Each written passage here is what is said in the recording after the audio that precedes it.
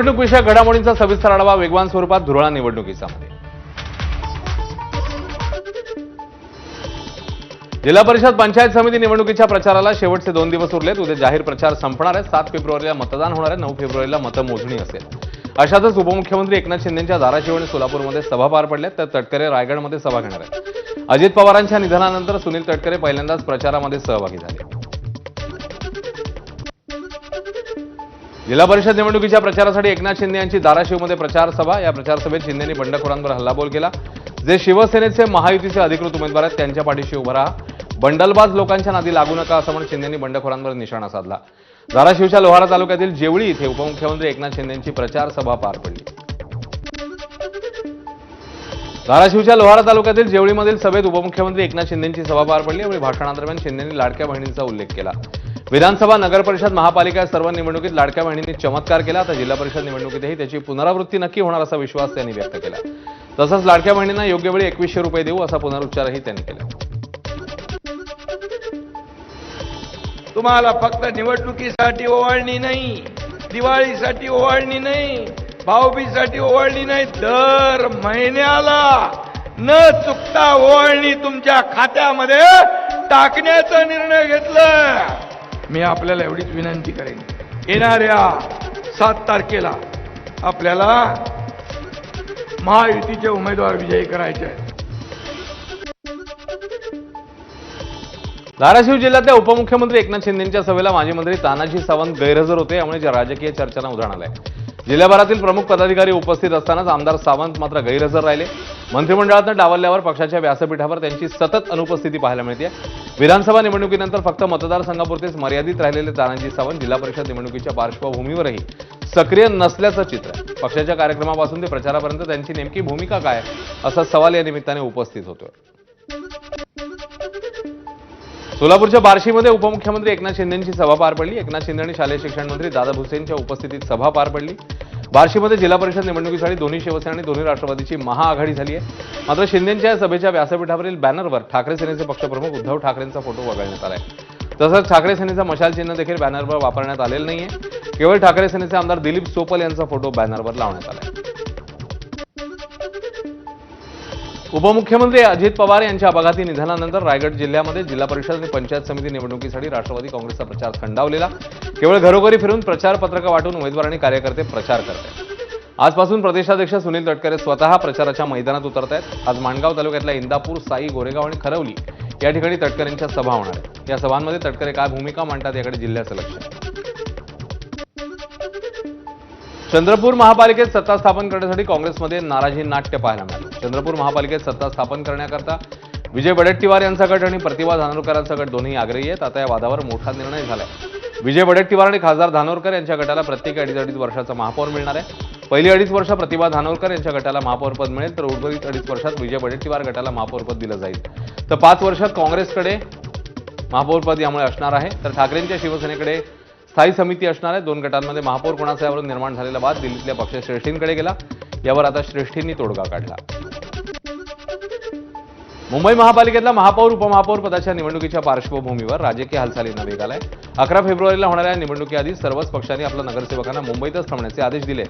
9 फेब्रुवारीला होणाऱ्या अंगणवाडीच्या जत्रेमुळे कोकण पट्ट्यातील काही नगरसेवक बाहेरगावी जाण्याची शक्यता व्यक्त होतीये। याची दखल घेत पक्षाकडून अतिरिक्त सावधगिरी बाळगली जाते। ठाकरेंच्या शिवसेनेकडे स्पष्ट बहुमत नसतानाही त्यांनी खबरदारीचा पवित्रा घेत नगरसेवकांना 15 फेब्रुवारीपर्यंत मुंबई न सोडण्याचे निर्देश दिले। महापौर निवडणूक तोंडावर असताना संख्या अबाधित ठेवण्यासाठी सर्वच पक्षांनी नगरसेवकांवर लक्ष केंद्रित केले। मुंबई महापालिकेत नव्याने स्थापन झालेल्या राजकीय समीकरणानंतर आता पक्षनिहाय कार्यालयांच्या वाटपाची प्रक्रिया वेगाने सुरू झाली आहे। पुढील 2 ते 3 दिवसात विविध राजकीय पक्षांना महापालिका मुख्यालयात पक्ष कार्यालय देण्यात येणार असल्याची माहिती आहे। या वाटपामध्ये भाजपला तुलनेने मोठं पक्ष कार्यालय मिळणार असल्याचं सांगितलं जातंय। त्याचबरोबर शिवसेना, ठाकरेंची शिवसेना, काँग्रेस, मनसे आणि एमआयएम या पक्षांनाही स्वतंत्र पक्ष कार्यालय देण्यात येणार आहे। राष्ट्रवादी काँग्रेस आणि समाजवादी पक्ष यांना नेमक्या कोणत्या ठिकाणी पक्ष कार्यालय द्यायचं याबद्दल अंतिम निर्णय झाला नाहीये। महापालिकेकडनं या संदर्भात योग्य जागेची चाचपणी सुरू आहे अशी माहिती सूत्रांनी दिली। मुंबईतल्या नव्या महापौरांसाठी पालिकेकडून नव्या वाहनांची खरेदी करण्यात आली आहे. महापौरांसाठी इनोव्हा तर उपमहापौरांसाठी स्कॉर्पिओ गाड्यांची खरेदी झाली आहे. याशिवाय विशेष समिती अध्यक्षांसाठी तब्बल 12 स्कॉर्पिओ वाहनांची खरेदी झाली. अध्यक्षांच्या गाड्या सहज ओळखता याव्यात यासाठी वाहनांवर भगव्या पट्ट्याचं विशेष डिझाईन तयार करण्यात आलंय. जुनी वाहनं पालिका अधिकाऱ्यांकडे वापरात असल्याने नवीन खरेदी करण्यात आली आणि नोंदणी पूर्ण झाल्यावर 2च दिवसात ही सर्व वाहनं ताफ्यामध्ये दाखल होणार आहेत. महापौरपदाची निवडणूक कालच पार पडली आणि अवघ्या 24 तासात वसई विरार महापालिकेचे नवनिर्वाचित महापौर अजीव पाटील कामाला लागले. तब्बल 6 वर्षानंतर प्रशासकीय राजवटीचा अंत होऊन लोकप्रतिनिधी सत्तेत आले आणि रखडलेल्या विकास कामांना गती देण्याचा निर्धार या महापौरांनी पहिल्याच दिवशी व्यक्त केलाय. अजीव पाटील यांनी आज कार्यभार स्वीकारताच वसई विरारमधील दीर्घकाळ प्रलंबित असलेल्या नाट्यगृहाच्या फाईलची सखोल तपासणी केली. त्याचबरोबर महापालिकेतला पाणी पुरवठा, उड्डाणपूल, घनकचरा व्यवस्थापन, आरोग्य सेवा आदी महत्त्वाच्या आणि रखडलेल्या कामांच्या फाईल्स देखील त्यांनी पाहणीला घेतल्या.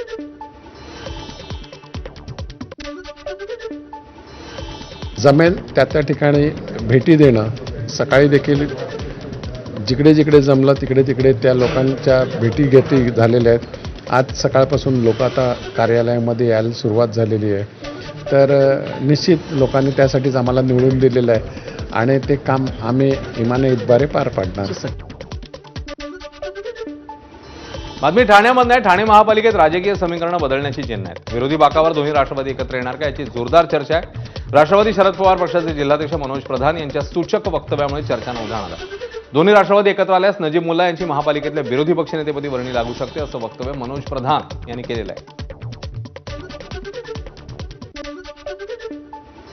रूल असं म्हणतं की अपोजिशनमध्ये बसणारी जी सर्वात मोठी पार्टी असेल त्याचा विरोधी पक्षनेता असेल आणि भाजप गेलेली आहे सत्तेमध्ये, त्यामुळे 12 सदस्य असलेली राष्ट्रवादी शरदचंद्र पवार हीच पक्षाची सर्वात मोठी पार्टी आहे आणि डेफिनेटली आमचा विरोधी पक्षनेता असेल. पनवेल तालुक्यात सुरू असलेल्या जिल्हा परिषद निवडणूक प्रचाराला मतदारांकडून उत्स्फूर्त प्रतिसाद पाहायला मिळतोय. अशातच भाजपच्या प्रचाराला अधिक गती मिळाली आहे. भाजपचे नेते प्रीतम म्हात्रे यांच्या मार्गदर्शनाखाली भव्य बाईक रॅली आणि घरोघरी जाऊन ते मतदारांशी संवाद साधत प्रचार करतात. आगामी निवडणुकीत भाजपला मोठे यश मिळेल असा विश्वास त्यांनी व्यक्त केला.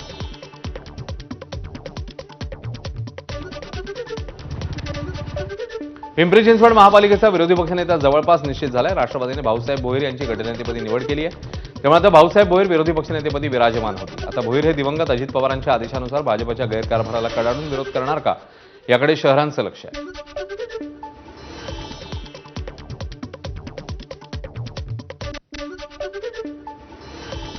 सांगली महापालिकेत महापौर आणि उपमहापौर पदाची निवड बिनविरोध होणार असल्याचं स्पष्ट झालं. काँग्रेसकडनं या दोन्ही पदांसाठी कोणताही अर्ज दाखल न झाल्यानं निवड बिनविरोध करणार आहे. अर्ज दाखल करण्याची मुदत आज दुपारी 3 वाजेपर्यंत होती. दरम्यान भाजपचे धीरज सूर्यवंशी महापौर पदाचे तर राष्ट्रवादीचे गजानन मगदूम उपमहापौर पदाचे उमेदवार निश्चित झाले आहेत. भाजप आणि राष्ट्रवादीच्या युतीतनं महापालिकेत सत्ता स्थापन होईल. 10 फेब्रुवारीला होणाऱ्या महासभेत अधिकृत घोषणा होईल. याआधी पालकमंत्री चंद्रकांत पाटील यांनी याबद्दलची घोषणा केलेली होती.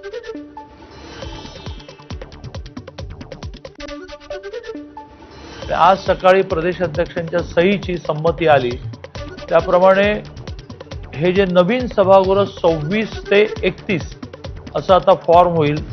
त्यात ह्या शहराचा प्रथम नागरिक महापौर म्हणून भारतीय जनता पार्टीचे उमेदवार धीरज सूर्यवंशी यांचं नाव ठरलं. उपमहापौर हा राष्ट्रवादी अजितदादा गट यांना द्यायचं ठरल्यामुळे त्यांनी त्यांचं नाव गजानन मगदूम असं ठरवलं.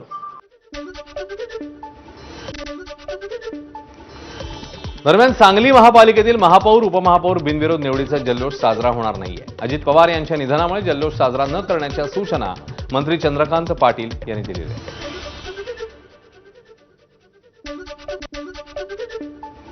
पुणे जिल्ह्यातील शिरूर तालुक्यातल्या रांजणगाव इथे संतापजनक प्रकार घडलाय. ज्या उमेदवारावर तब्बल 25 कोटी रुपयांची शासकीय जमीन लाटल्याचा ठपका राज्याचे तत्कालीन महसूल मंत्री आणि आताचे जलसंपदा मंत्री राधाकृष्ण विखे पाटील यांनी ठेवलेला होता. त्याच उमेदवाराच्या प्रचारासाठी ते प्रत्यक्ष मैदानात उतरतील अशी माहिती समोर येते.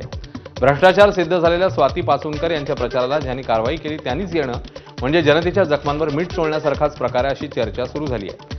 रांजणगाव इथली 72 गुंठे मोक्याची जमीन बनावट कागदपत्रांच्या आधारे हडप केल्याचा आरोप आहे. या प्रकरणी त्यांच्यावर गुन्हाही दाखल करण्यात आला आहे.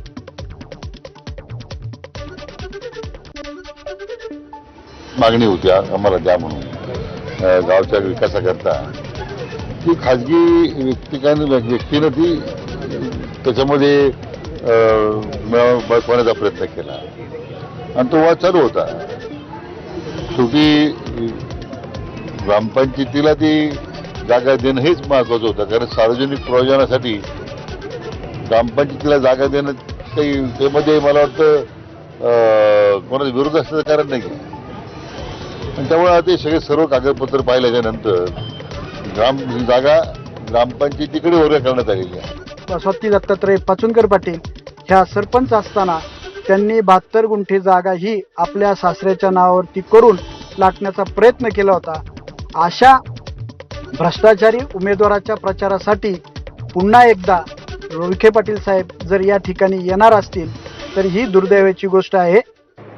रांजणगावच्या स्वाती पाचोनकर ज्यांनी 72 गुंठे सरकारी जमीन जी जवळजवळ 18 कोटीची होती ती त्यांनी कागदपत्र बदलून स्वतःच्या सासऱ्यांच्या नावावर केली होती.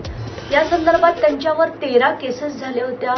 अशी व्यक्ती ज्यांच्या विरुद्ध तेव्हाच्या काळी राधाकृष्ण विखे पाटीलच लढले होते, तेच राधाकृष्ण विखे पाटील आज त्यांच्या प्रचारासाठी झडपीच्या प्रचारासाठी गेले असतील तर हे किती किती किती वाईट आहे याचा आपल्याला काही अंदाज येतोय का?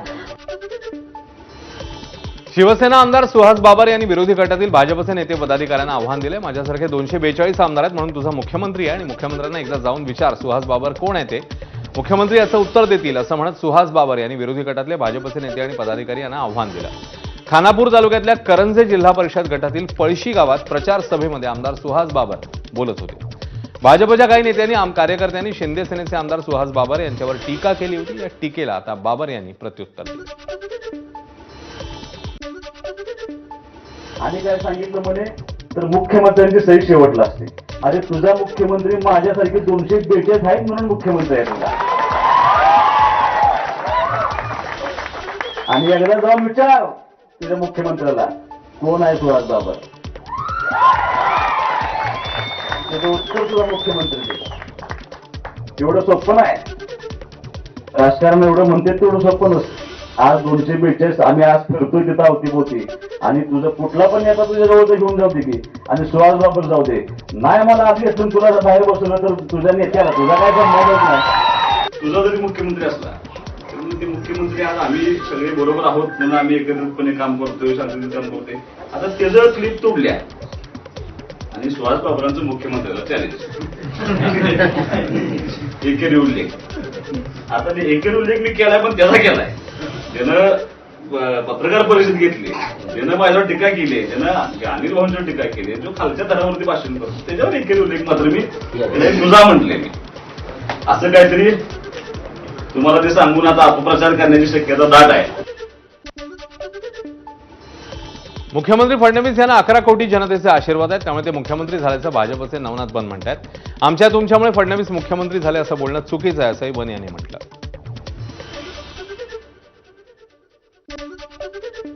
खरं तर मुख्यमंत्री देवेंद्रजी फडणवीस यांना महाराष्ट्रातल्या 11 कोटी जनतेनं आशीर्वाद दिले. 11 कोटी जनतेच्या जीवावर देवेंद्रजी फडणवीस निवडून आले. आमच्यामुळं आले, तुमच्यामुळं आले असं बोलण्याचा अधिकार कुठल्याही आमदाराला नाही. मी तो व्हिडिओ बघितला नाही, व्हिडिओ बघून त्याबद्दलचं उत्तर देतो. या होत्या निवडणूक विषयक वेगवान घडामोडी. इकडे एक छोटासा ब्रेक, लगेच परत